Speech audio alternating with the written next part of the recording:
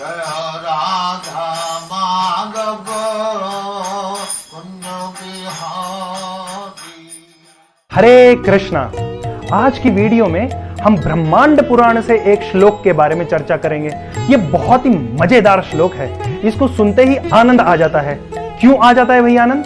जैसे कि कोई भी बड़ा मैच हुआ क्रिकेट का, फुटबॉल का या कबड्डी का, उसमें टीम तो खेलती है लेकिन उनके साथ में उनके फैन आते हैं जो कि उनको चीयर करें, उनको उत्साह दें, उनको प्रोत्साहन दें। यही चीज नरसिम्हा और हिरण्यकशिपु के बीच में जो मैच हुआ था ना, फाइटिंग वाला, उसमें हुई थी। क्या हुआ था भाई? उस टाइम पे भगवान नरसिम्हदेव प्रकट हो गए खंबा फाड़ के। प्रहलाद के पुकारने पे प्रहलाद ने कहा नरसिम्हदेव हैं, तो भगवान नरसिम्हदेव हैं भाई, वहां पे मौजूद हो गए।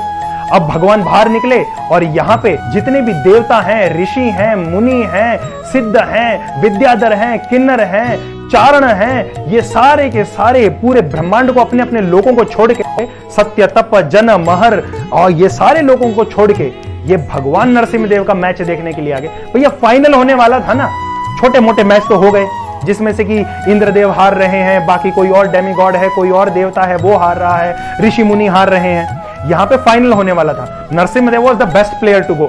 तो नरसिम्हदेव जैसे ही आए बैटिंग के लिए, उस मैच के अंदर सब लोग चालू हो गए चिल्लाना, नरसिम्हदेव को बढ़ावा देना। बोल रहे अहो वीर्यम, अहो शौर्यम, अहो बाहु पराक्रमम, नरसिम्हम परमम देवम, अहो बिलम, अहो बलम। इसका मतलब है ये सारे देवता मिलके नरसिम्हदेव की वाहवाही कर रहे हैं। हाँ, ये खींच के मारो, ये खींच के मारो। और कैसे मारो? अहो वीर्यम, देखो कितना वीर्य है आपके अंदर भगवान नरसिम्हदेव। अहो शौर्यम, कितनी शक्ति है, कितना शौर्य है आपका, आप घबरा नहीं रहे हो। हिरण्यकशिपु आपसे घबरा रहा है। ऐसे करके ताली बजा के एकदम जोर जोर से नरसिम्हदेव को प्रोत्साहन दे रहे हैं। हाँ, मेरी वाली टीम जीतेगी, मेरी वाली टीम जीतेगी। जैसे कि आजकल के लोग ना चीयरिंग अप भी अच्छे से नहीं करते।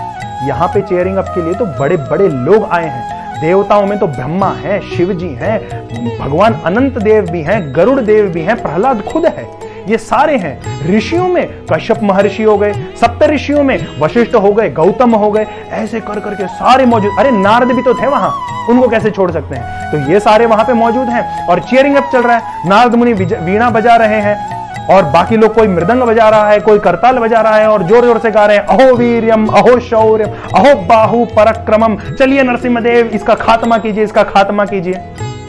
अब आपकी इतनी शक्ति है, इतना बल है आपकी भुजाओं में, अहो बाहु पराक्रमम, कि छोटा मोटा काम नहीं करते हैं। कर्म मतलब छोटा मोटा काम जो हम लोग डेली करते हैं वो कर्म हो गया।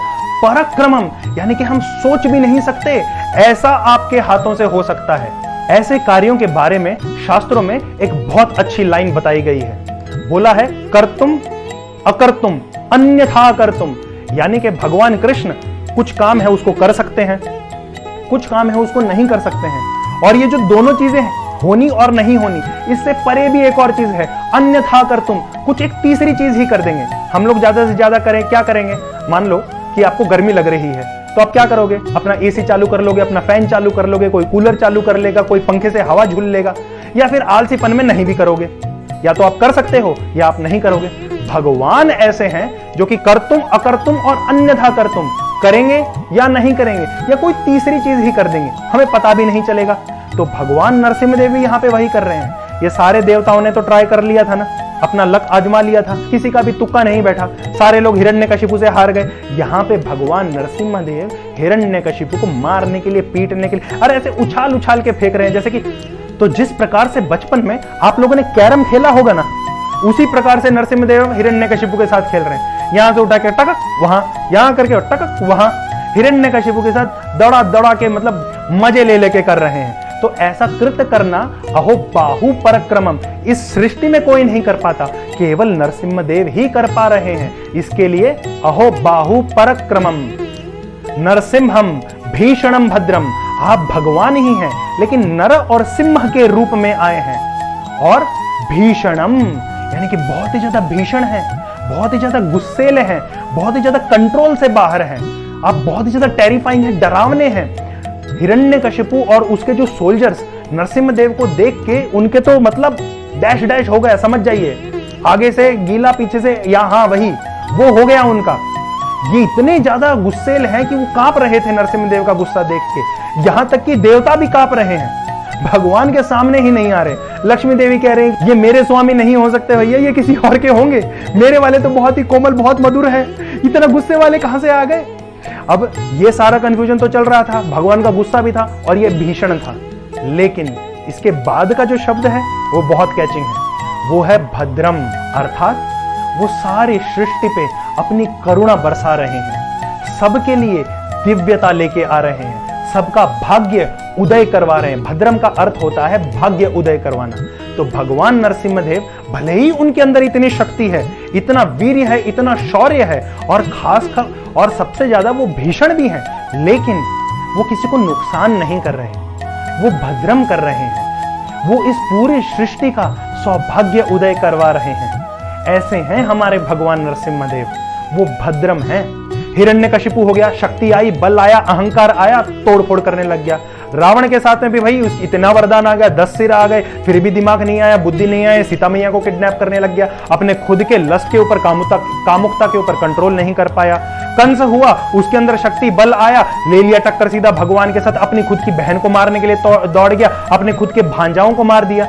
ऐसे जब पावर आ जाती है ना, शक्ति आ जाती है, तो उसके साथ में घटिया चीज भी आने लगती है, अहंकार भी आने लगता है। लेकिन भगवान वे तो केवल इस सृष्टि के कल्याण के लिए आते हैं। तो नरसिम्हम भीषणम लेकिन भद्रम। अब अगला क्या है, अहोबिलम, अहोबलम, यानी कि भगवान नरसिम्हदेव हिरण्यकशिपु को मार रहे थे अपना बल दिखा के। अहोबलम, क्या शक्ति है भगवान आपकी, वाह, मजा आ गया देख के। बोलते ना कि यार दिल गार्डन गार्डन हो गया। तो ऐसा ही भगवान नरसिम्हदेव की लीला सुन के, देख के, चर्चा करके दिल गार्डन गार्डन हो जाता है। और उसके बाद में एक और है कि बिलम। बिलम का मतलब हुआ गुफा या कोई बिल। तो नरसिम्हदेव हिरण्यकशिपु का वध करने के बाद में एक बिल में जाके बैठ गए, जहां पे प्रहलाद महाराज और बाकी देवतागण उनकी उपासना करने लगे।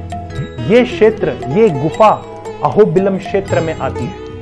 अगर आपका अहोबिलम क्षेत्र जाना होगा तो कृपया करके इस गुफा में जाइए।